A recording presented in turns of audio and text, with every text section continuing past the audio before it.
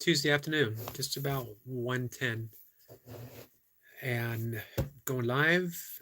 According to my title, I'm going to talk about meditation, no big shock, and breathwork, yoga, and other stuff, whatever pops up. So, as many of you know, as all of you should know, or at least anyone who um, has heard me discuss any of this stuff before, I am a meditation teacher.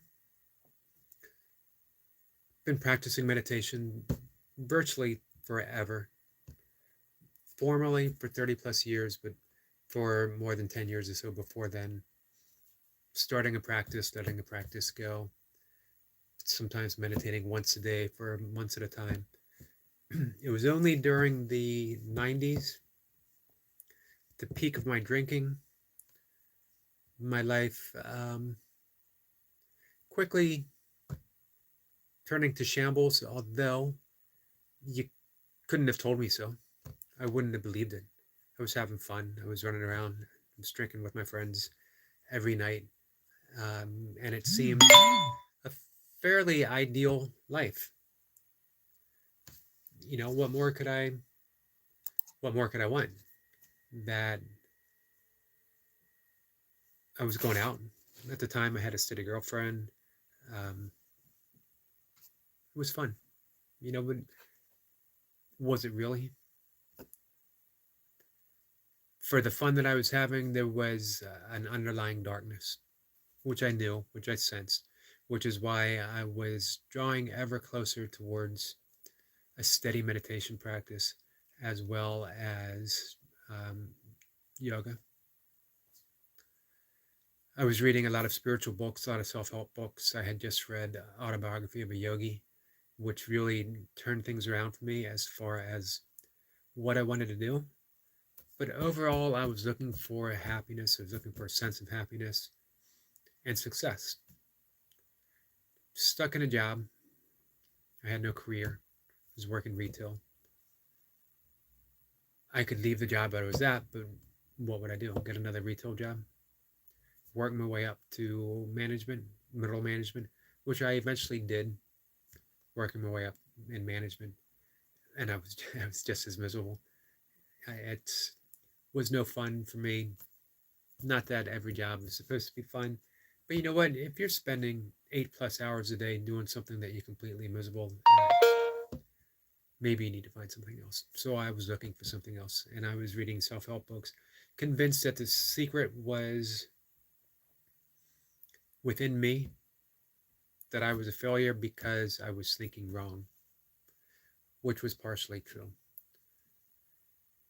All these years later, I am definitely um, disenfranchised with the thinking of self improvement, especially decades of meditation, and you begin to glimpse the absence of a particular self that is in need of improvement. Alan Watts, famously talked about how the ocean waves and tree leaves and the universe solves, which is what we are. We're a self-expression of the universe. So what's to be improved? What can be improved? I think there's something there to it, but not in the way of gritting our teeth and getting the work done like we do with burpees, like we do with weight training, like we do with, you know, an ultra marathon. This is different. The self sort of improves, not through the intentionality of that type of work. It's more subtle. Everything changed for me when I began to meditate. Some things rather quickly, some things took a little bit of time, but it all seemed to happen so full of grace, a certain degree of effortlessness, where I could set an intent, where I could think about somewhere I would like to be at some point in my life, and things would just start progressing in that direction, as if I was being navigated and not the navigator himself, itself, which is really the way it was.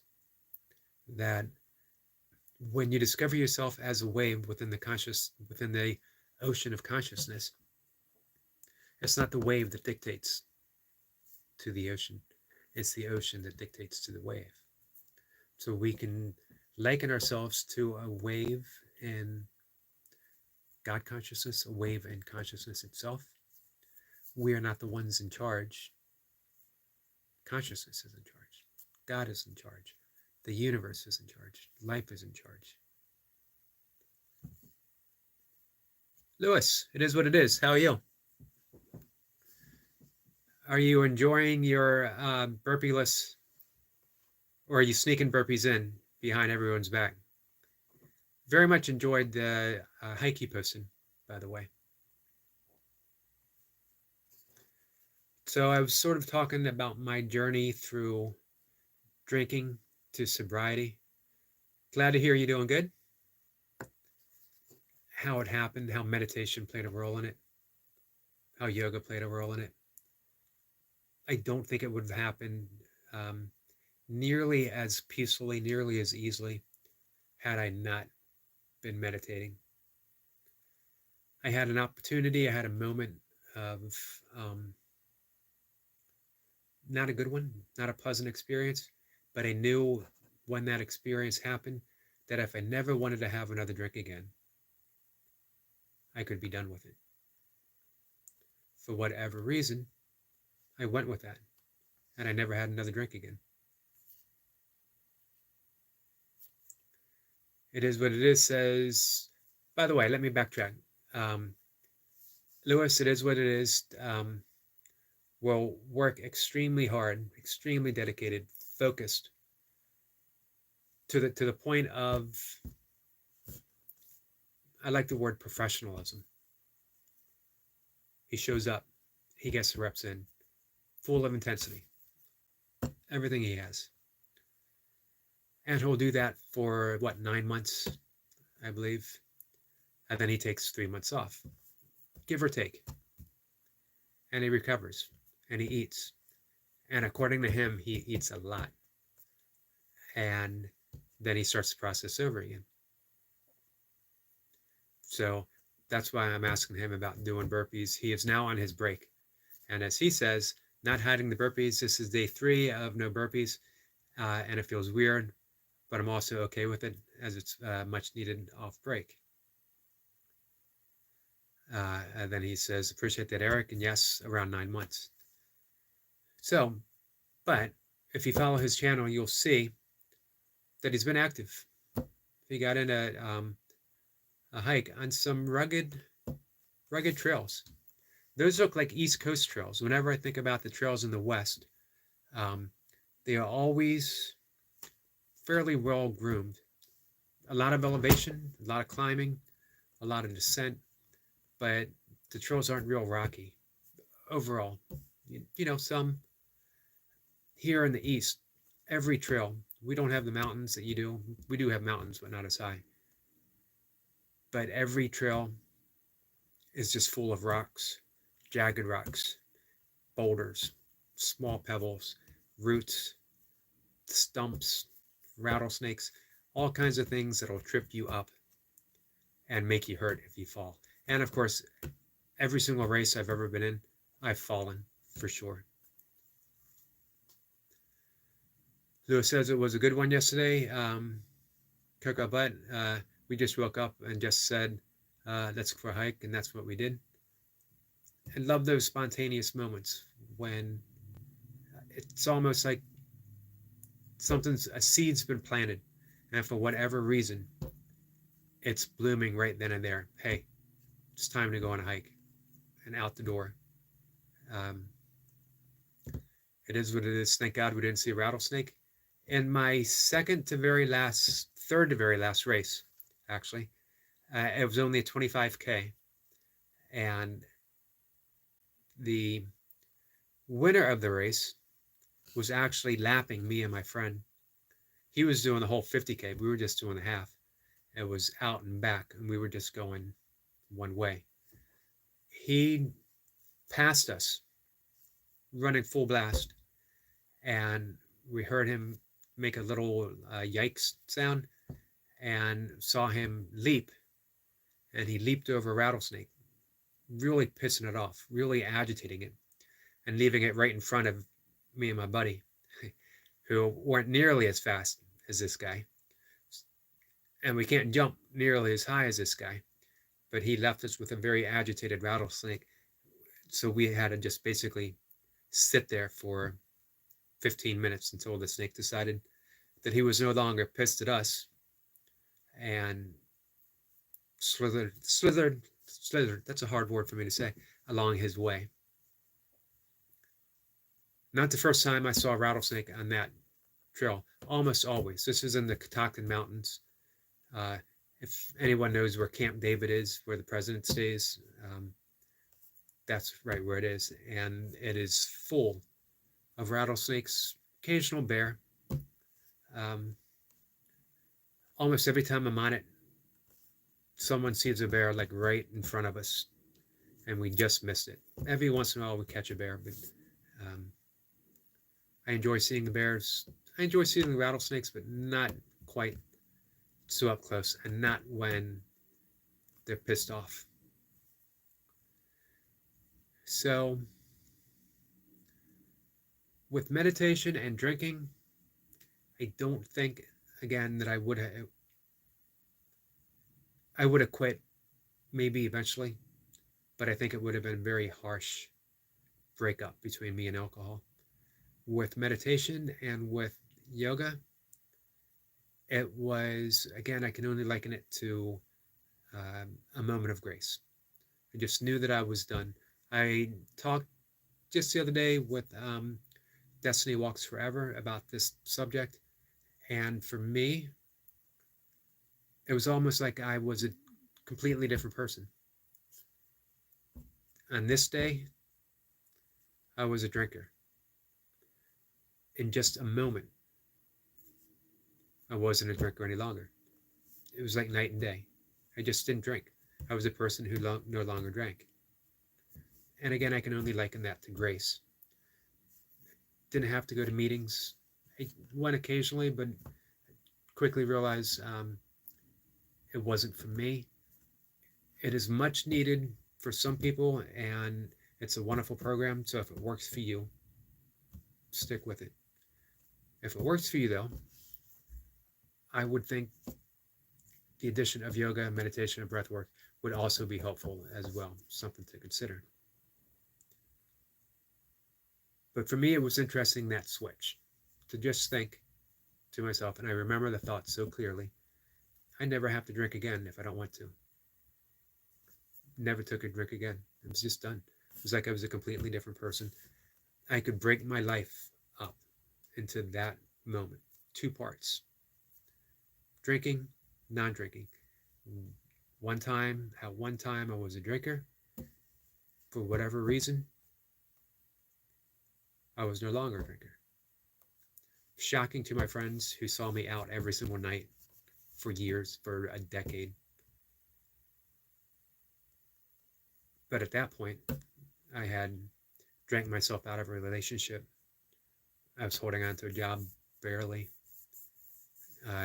Creatively, I was someone who thought of myself as a writer, but I wasn't writing because I was just creatively blocked. I had no inspiration. I would write for like weeks at a time, and then I'd hit a point where I couldn't write anything at all, and then I'd get depressed. And I can see why some of those great writers would turn to drugs, turn to alcohol, other ways of staving off of that feeling of being a complete failure because you're no longer able to do the one thing you love to do. When I became serious about meditation, when I became serious about yoga, my writing took off. I started writing every single day, and I've written every single day since then, without fail, without missing a day. Even during 100-mile races, even during 24-hour races, I would write in my phone and send myself a message what I wrote. My mantra was words on a page. Didn't have to be good, didn't have to be meaningful. It only had to mean something to me. The purpose was to write, to make it a habit, to make it a practice, so that I knew when I looked at an empty screen, when I looked at a blank page, be it on my phone, be it on my desktop, be it in a tablet, notebook, by looking at an empty page, it's almost like Pavlov's dog. That bell goes off and I know I have to write. Literally taking the Heart Sutra into mind, that emptiness is form, form is emptiness. So I can look at that empty page and I don't see it as a challenge. I don't see it as something that I have to fill. I know that the potential to write is right there. I'm ready. It's what I do. I write. And again, it's only for me. It doesn't have to be good. It doesn't have to be, the perfect poem, the perfect haiku, the perfect article. It's just whatever strikes me in the moment to be meaningful, and I write it. And I post it. I have it on my blog. I have 20 plus years of blog work out there. Anyone can see the weird stuff that goes on in my mind.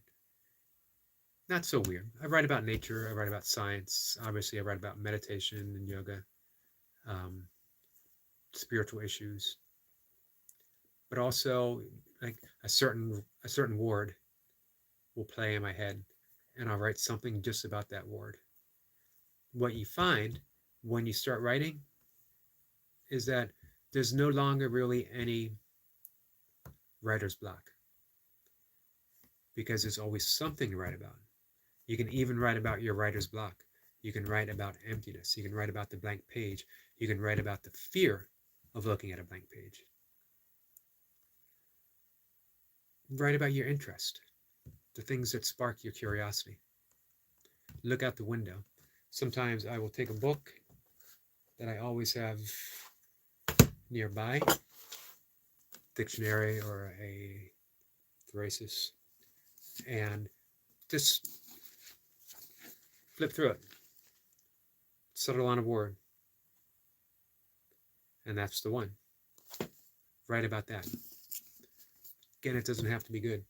What you're trying to do is just light a spark for that fire of consciousness, the fire of creativity, and let it go and see what comes out. You can do the same thing, whatever your choose an art form is. And honestly, I believe everyone's an artist in some way. Everyone has a creative outlook, or they have a creative outlook that they have not discovered yet. And if you get quiet, if you meditate, it'll come to you. You'll find it. I had always wanted to be a writer. When I began meditating, I knew I was a writer. I self-published five or six books. It is what it is. Says, love your lives, Eric. Have a great day, buddy. And we'll see you next time. Thanks. I appreciate you popping in very much.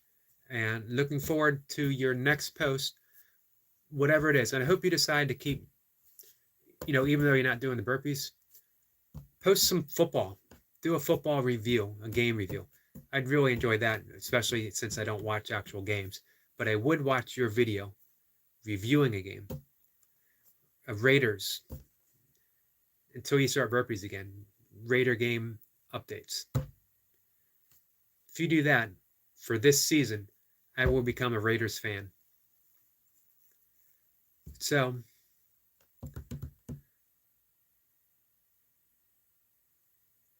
it is what it is. Says, I got lasagna yesterday, thanks to Barefoot. You could also do some food videos. Like to see a lasagna video. Return the favor to Barefoot. Make a lasagna and have him see it. Have him see that video.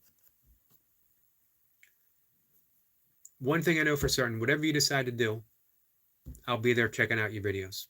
Whatever you do. So,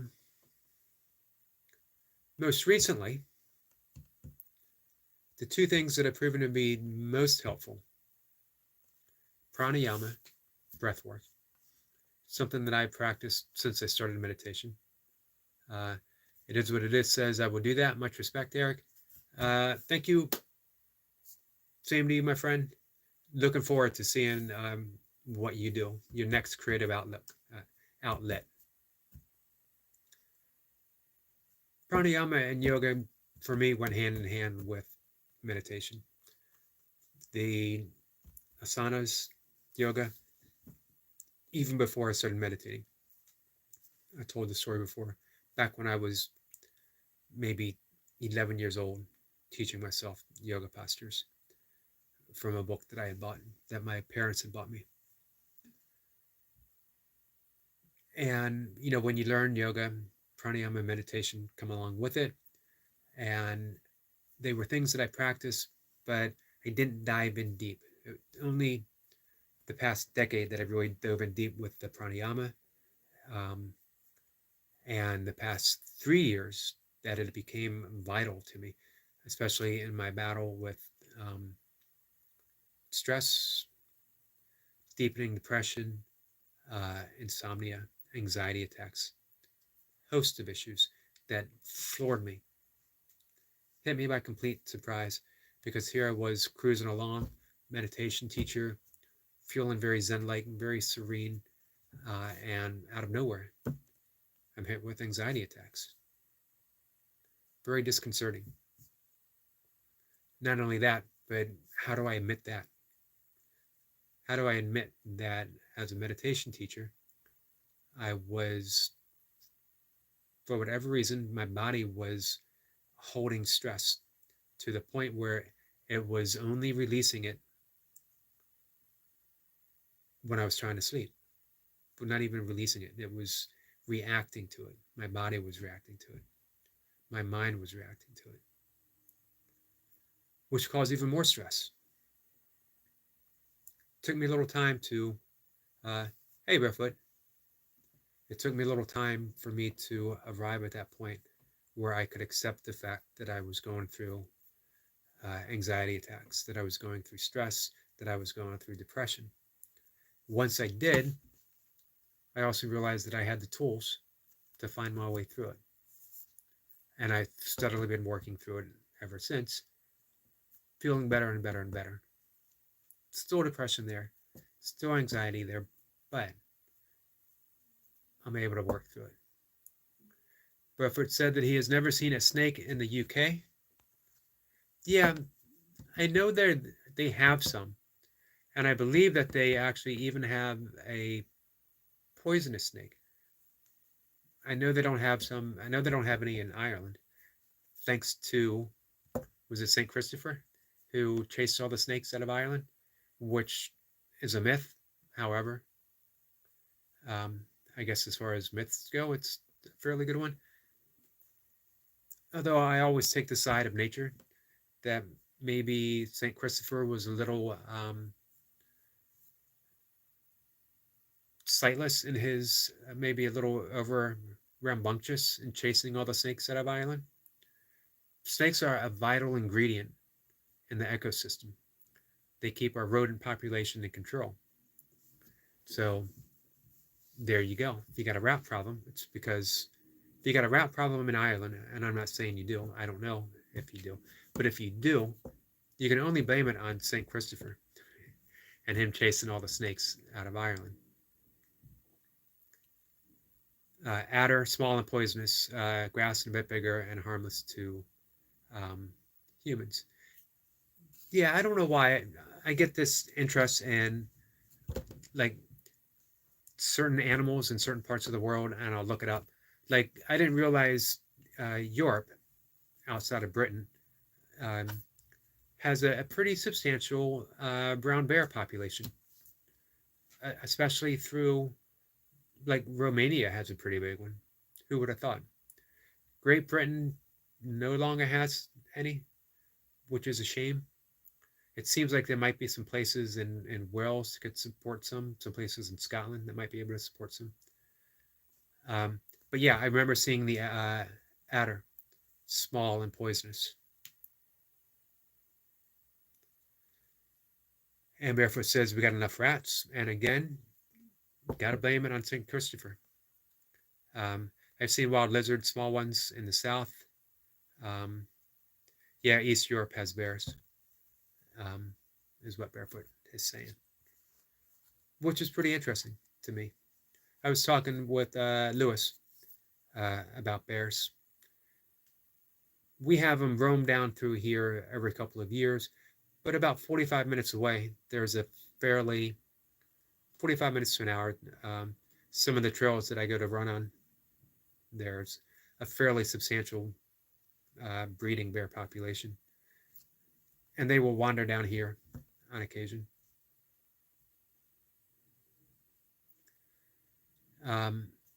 Barefoot says they won't bring them back, the bears, but I have seen the lynx. Yeah, I heard that the lynx is making a comeback, actually. Barefoot says the farming lobby is huge. They won't bring back many animals that take livestock. It's the same in the U.S. They battle reintroducing the gray wolf, reintroducing other animals that they are afraid might prey on livestock, which is surprising because the vast majority of livestock is in an agribusiness. They're not out grazing. It's not that ideal farm setting. They are in an industry. They are in a compound, imprisoned. No wolf is going to get in there. No grizzly is going to get in there. So it's really a straw man argument in the U.S., in the United States. I think it's different in Great Britain, where I think farms are a little more ideal, a little more the way they used to be. Maybe not all over across the board, but I think more so than the U.S.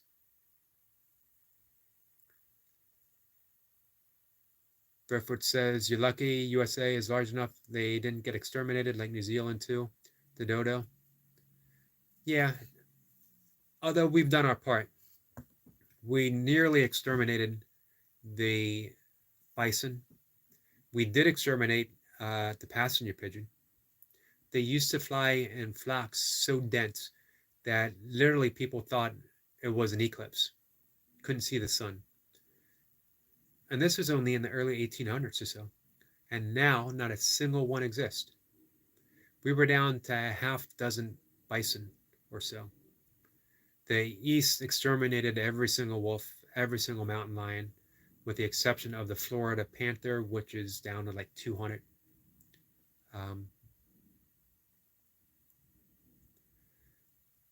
Barefoot says, I think the UK, mostly more traditional farms, big but open. Yeah, that's sort of the picture that I always got, which I like. I actually love that about the UK.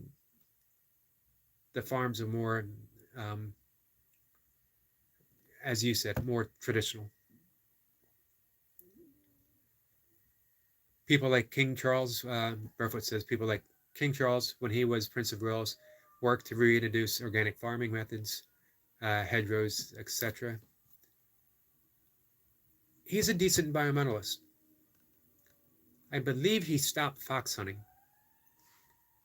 and he believes in going plant-based. He is definitely a leader. You know, I'm not sure that the popular opinion of him, but he is someone who,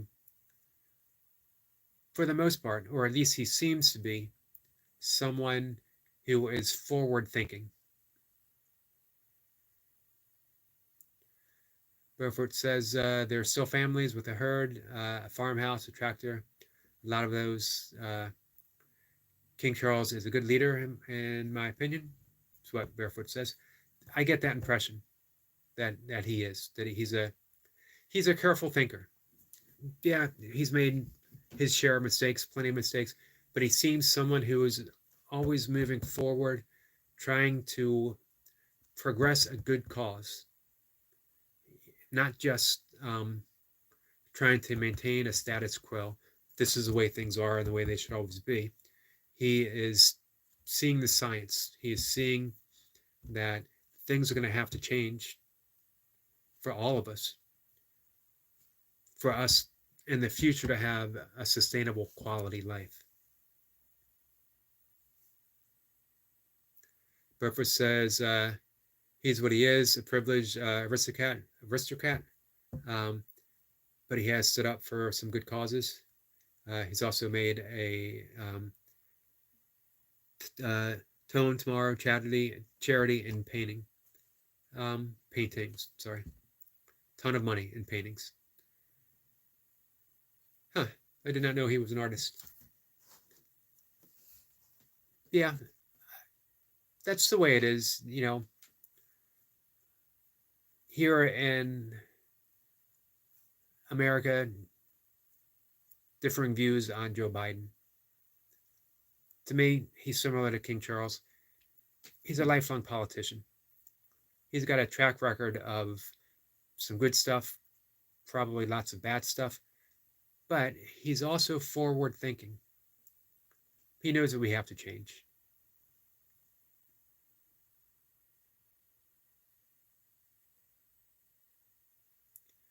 Burford says lots of charity money, possibly the biggest selling artist here. He didn't have to do that. It's actually nice to hear that he's done that work. And it appears done a pretty good job raising his sons. I don't know how people over there feel about his sons, but you know, hey, the youngest did his tour in Afghanistan without complaint, and the oldest seems to be going in his father's footsteps, and he's working for some good causes. Always love to see that. Gives me hope, you know, that we are, as the future generation begins to take, as this generation begins to take charge, that we will be traveling in the right place. After all, it's going to be their world. You know, the old guard can't stay in power forever. Worries me a little bit in the US with some of the upcoming people, whether or not they are up for the job or not. Bedford says, yes, he did a good job, in my opinion. The Queen was beyond criticism. Really, she worked hard. And she loved her corgis.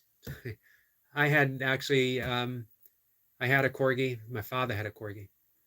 And best dogs we ever had. Absolutely loved our corgi. My neighbor across the street, and I see him walking his dog, has a little corgi. And again, just a phenomenal little dog. So,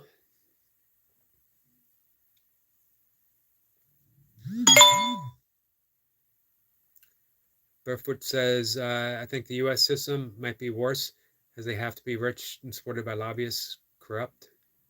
Not going to argue that. Politically, we made a mess of things. If you ever want to watch a good old movie, Jimmy Stewart, Mr. Smith Goes to Washington, and it was about the idealist putting his foot down, saying enough is enough, I'm not going to be pushed around, I'm here fighting for the people. I represent the average person, and I'm going to do my job. Those days are over.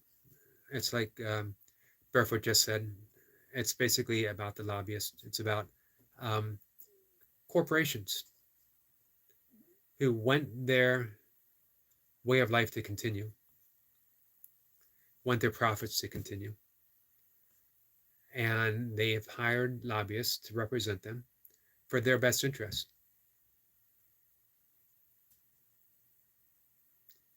Barefoot says money making, it's what it's all about. Sadly. And I'm afraid the U.S. is heading the way of the oligarchs. It's going to have that type of system in place where those with the money make the rules. Two-tier system of justice, two-tier systems of living. As the climate gets worse, it's going to be the people with money who are going to be able to afford the basic comforts in life, and the rest of the people are going to suffer.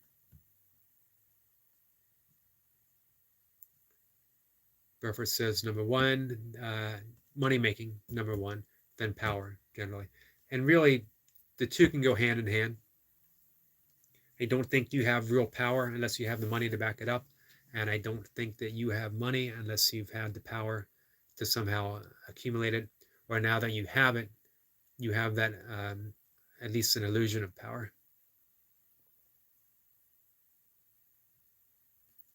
Beaufort says it's hard to understand for us that are okay with modest means.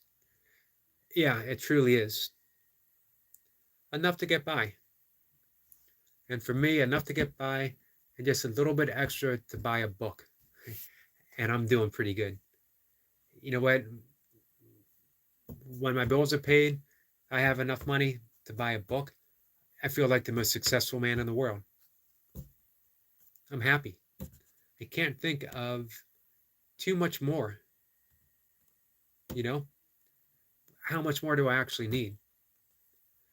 I'd like to be able to buy. I like being able to buy organic food. I like being able to buy food that's good for me, fruits, vegetables, legumes, that kind of stuff. But I don't know how much longer that stuff's going to be affordable. This is why people in certain urban areas are have such bad health, because they can only afford things that aren't good for them.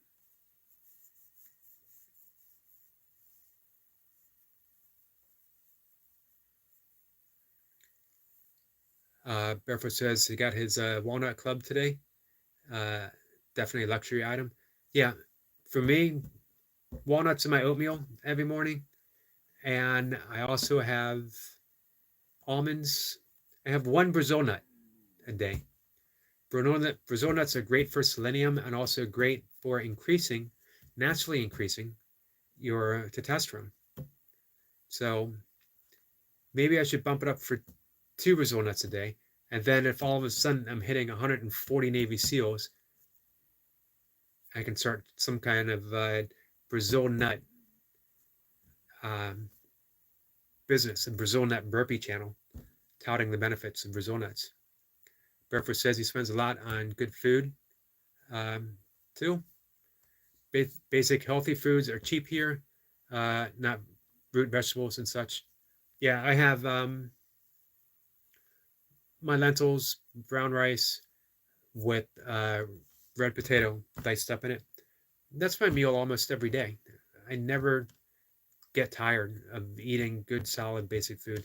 It seemed to me that the more my diet was cleaned up, the more I actually craved fresh fruit and vegetables and nuts and things like that. And I didn't need all the extra stuff. I just needed the quality, and that was the important thing. Oh, Walnut Club. Walnut Club. Indian Exercise Club. Um, but I do have walnuts here to eat too. Okay.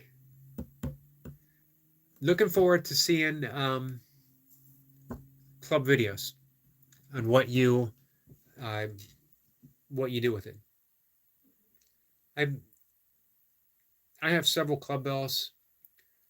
I actually recently just gave some away. Some of the big heavy ones. I had a 35 pounder, but as you and I discussed on your channel the other day, although you might be able to do something with 35, is it worth doing something with the 35?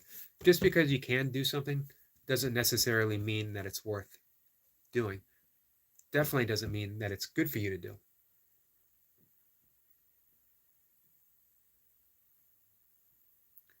Burfoot says, you're right.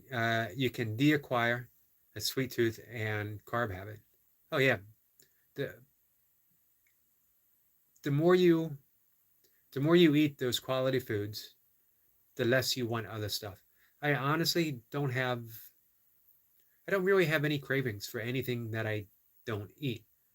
And if I did, if let's say I had a craving for ice cream, I could get all kinds of um, oat milk ice cream is really good. I could get that, and I would be good to go for another 2-3 years whenever I got another craving.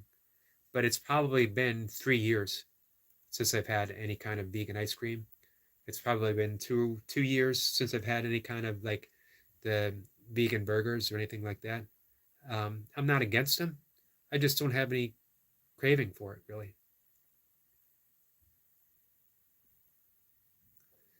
But if it says I'm thinking of selling my 12 kilograms and 10 kilograms clubs too, uh, get maybe a 6 kilogram and 2 kilogram wood ones. Yeah, the wood ones, mine aren't wood, but they have a different feel. Wood ones have a different feel, more natural. Just they feel good.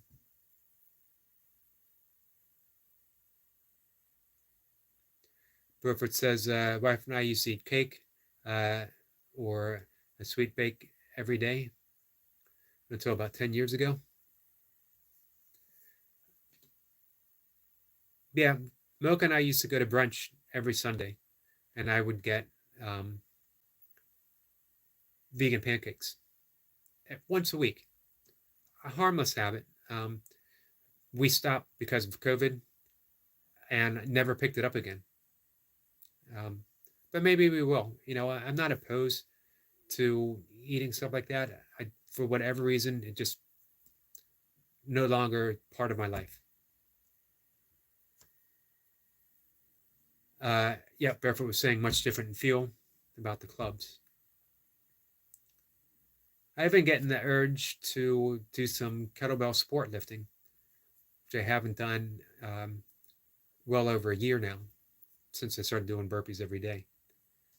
So really light, just working with 12 kilogram kettlebells for several months and then back up to 16s and then keeping it there.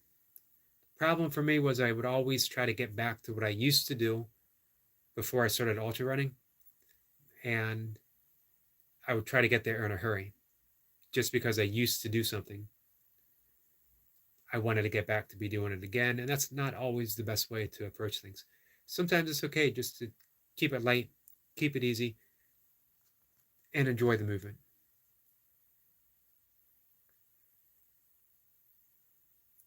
Let's see. Burford says the lever makes a difference. Sorry, my feed keeps disappearing.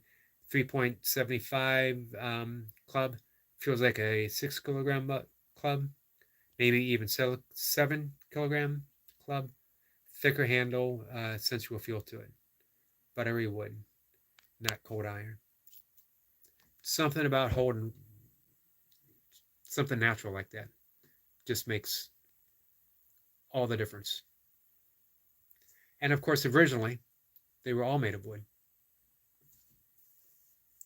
I used to be really intrigued. The great Gama, who was a East Indian wrestler, one of the best ever in the world, and his legendary training and what he would do with the clubs and the Hindu push-ups by the thousands, Hindu squats by the thousands, bridges, that type of training. I'm almost positive he probably did some type of burpee. And of course, one of the big club bell movements, the Gama cast, is named after him. Done with a certain amount of weight, it's supposed to be a great mass builder. So, all right, guys, I'm gonna end the talk for today, end the session. Barefoot says I've read people say they get more energized from the wood, whether that's chi or something else. Metal seems more jarring. You know what? I'm going to say yes to the chi, that it's the energy. Wood has that,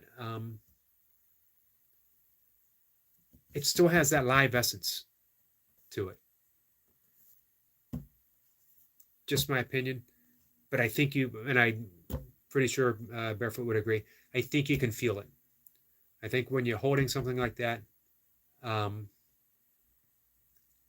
you can feel the difference between that and something made out of iron or something made out of steel.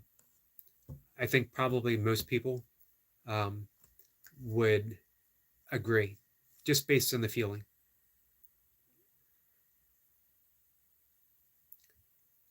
Reference says maybe wood conducts chi, metal conducts electricity after all, and heat. That's true. And again, I think it's that the wood still contains the essence of the tree itself, of life itself. It's a living thing. Reference says wood insulates our heat, I suppose. Yeah. I'm going to go back to chi. That's where the answer is. Wood is life. Still contains the essence. So when you are using an object made out of wood, you are participating with life. That's my best explanation. Surmise, my best surmise. All right, Barefoot, thanks for jumping in. I appreciate it. And it is what it is. Was here for the first part of the talk. I appreciate him being here as well. He has made me an Oakland Raiders fan just for this season. We'll see. If they win the Super Bowl, I will be a fan next season as well.